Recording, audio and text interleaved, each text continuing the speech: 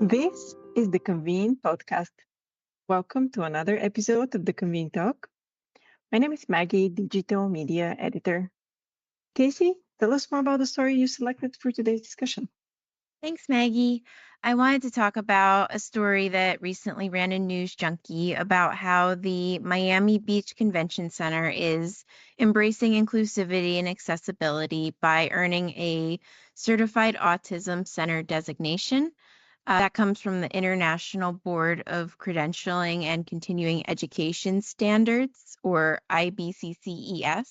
And they're a global organization that provides neurodiversity training and certification.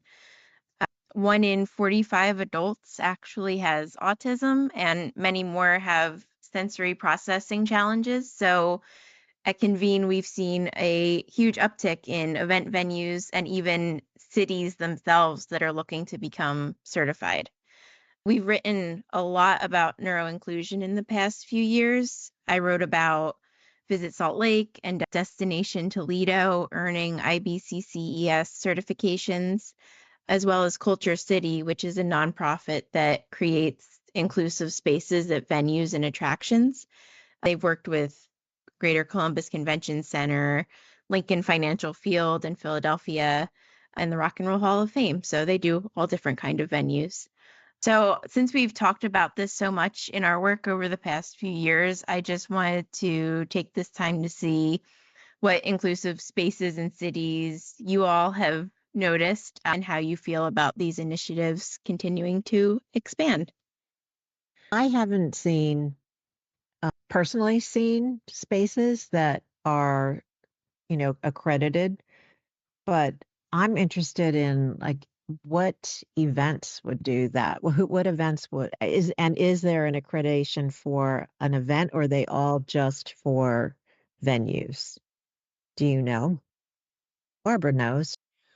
I don't know that I know, but I am aware of the new project, which was started at Google by Megan Henshaw, and it is specifically aimed at events. And that was one thing that I was thinking about when I was reading about venues that change the environment. But then, as Michelle alluded to, what happens when you bring in an event with, a lot of lights, a lot of music, a lot of crowds? And the new project has created a guide for how you can make events more accessible. And one of the things that I really like about the new project is they are very explicitly created by people who identify as neurodiverse or neurodistinct is one way that I heard somebody talk about it on a video I watched. And I just, I feel like that's such a great project. And like many of the interventions that people do to make things more inclusive make everyone feel more welcome. I volunteer at the Oakland Museum of California, and they have the Culture City certification. And so at some of the exhibitions that are, big and bright and there's music, they'll have alcoves that are quiet. And at one exhibition, it was curtained off, and it was just a place where you could go and get away a little bit. And I liked going in there. It's just a place to kind of be thoughtful. So I think I think it's wonderful to have the environment inclusive. And I think when the programming and the staff training are also inclusive, that just, so people were saying they wouldn't even go to events until they heard about some of these ways that they were more accessible.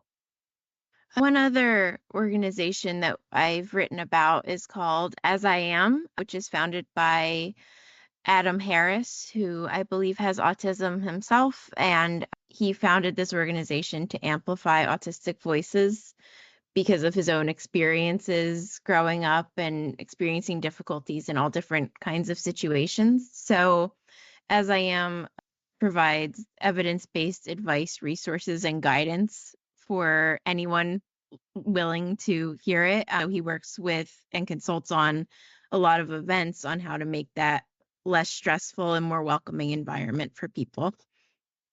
This actually made me think, piggybacking on what Barbara just said, effective communication, how you reach people. How do you tell them that all these spaces and opportunities are available for them?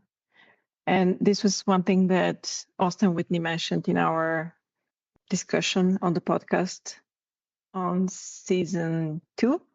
I hope I'm not mixing up my seasons now.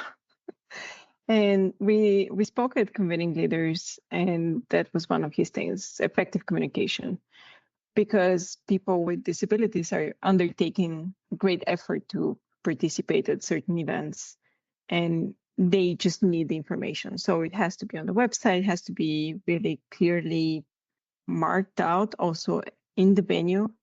And he said that one of the things he does during site inspections is really go around with a tape measure and inspect building codes. And he says this really might sound like really boring part of the job, but it's very important to measure things. And he himself is in a wheelchair, so it's important to measure distances and heights to ensure that the experience will be good for anybody in any situation.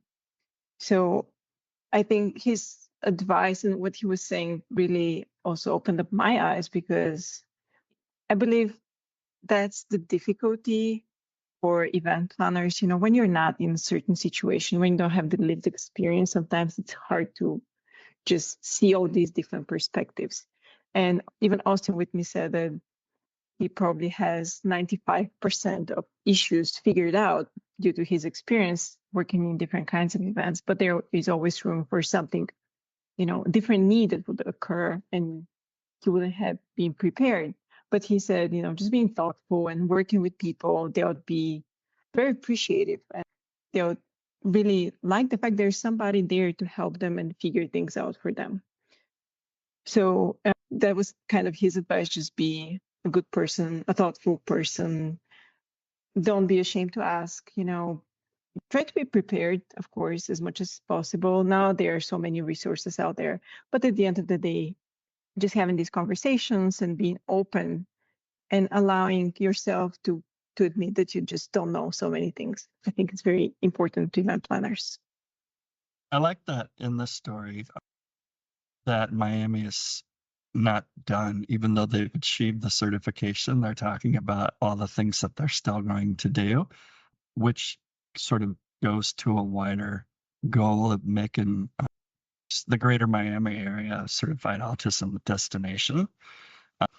It talks about how they're going to put sensory guides on the website and quiet spaces inside the facility as well as outside spaces that provide natural calming surroundings.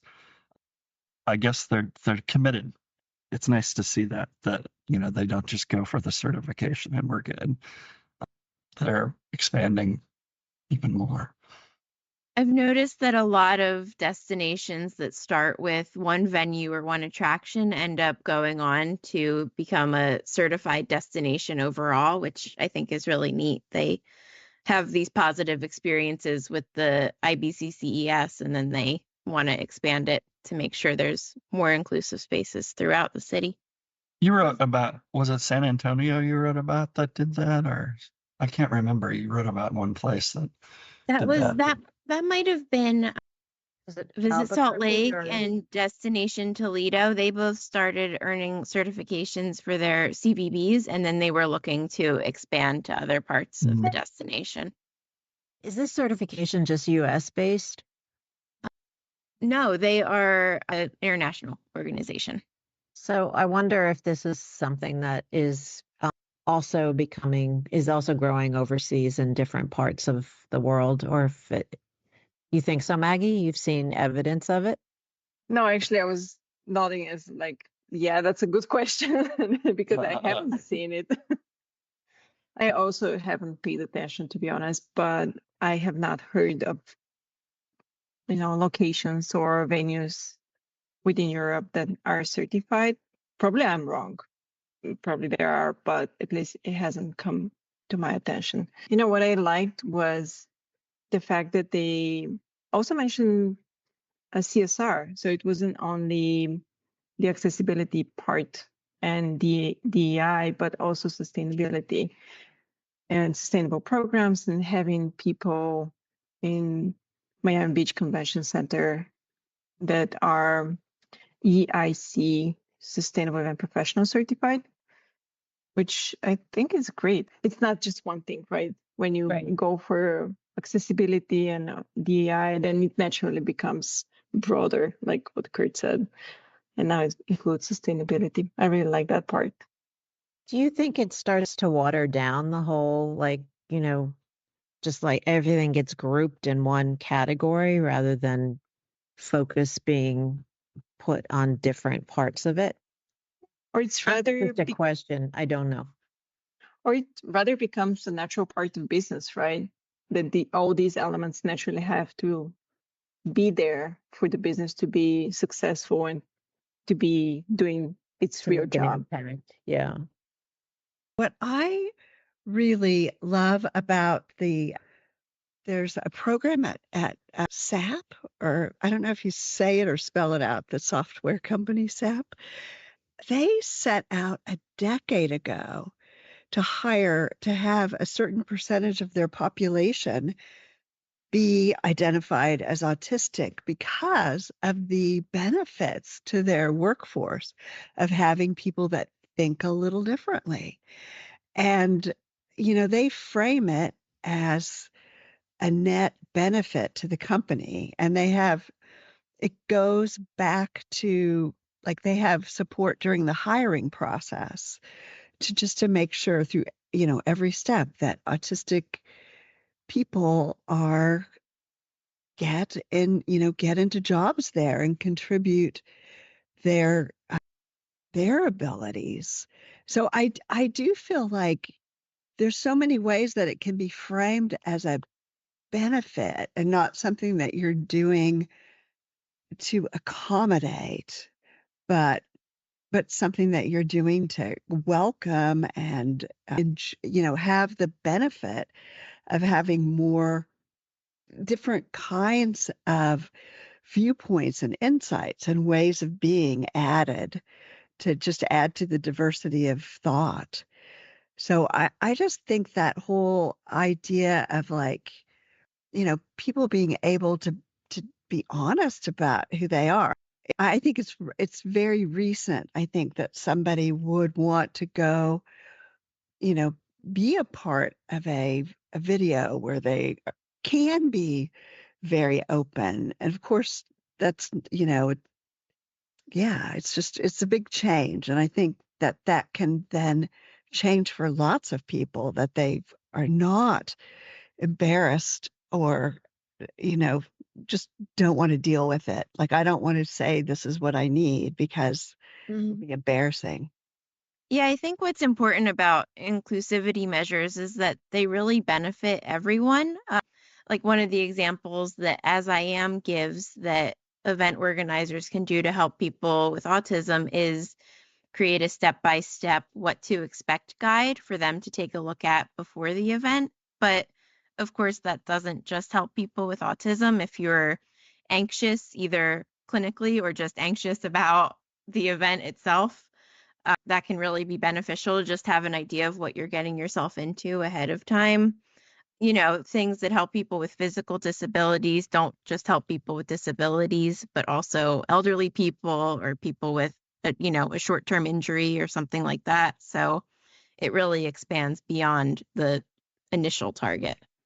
You see, you're reminding me of a story I read about how airlines and hotels are adopting those measures. Mm-hmm. That they can let you know, like hotels are working on letting you know in advance, like, you're going to check in and you're going to go to room 762. And so, for a lot of people, that's And that's great That's because exciting. traveling in itself can just be so stressful for so many people, especially if it's not something you do frequently. So that really benefits a wide variety of people. Yeah. Yeah. I just did a quick search, and IBCCS has a Dubai office, so they are international, and there's certified destinations all over the place. There's a park in Lithuania, some other place, a place called Green Planet Dubai in Dubai, and there was something in it was France. But so yeah, they do That's certify good. all over Yeah. the place. That's good. That's great. And you know what I've noticed? I don't know if I am just noticing it now. Probably it has been around for a while, but on social media, there are so many people that share their lived experiences as well, and they make it very educational. I'm currently obsessed following a lady that who's visually impaired, and she has a guide dog. So she shares a lot about what it is to live with a guide dog. So she makes it more about the dog than her needs, but also how the dog is helping her. So it's a very interesting thing to follow. It's very educational. There's also another person I'm following who's partially blind, and he also has a guide dog, and he like there was a video explaining all the different canes that they have, the different standards in the different countries, which I was impressed that that for example there's no international standard. So when you see a white cane, that it has an international meaning. There are apparently different meanings in different countries.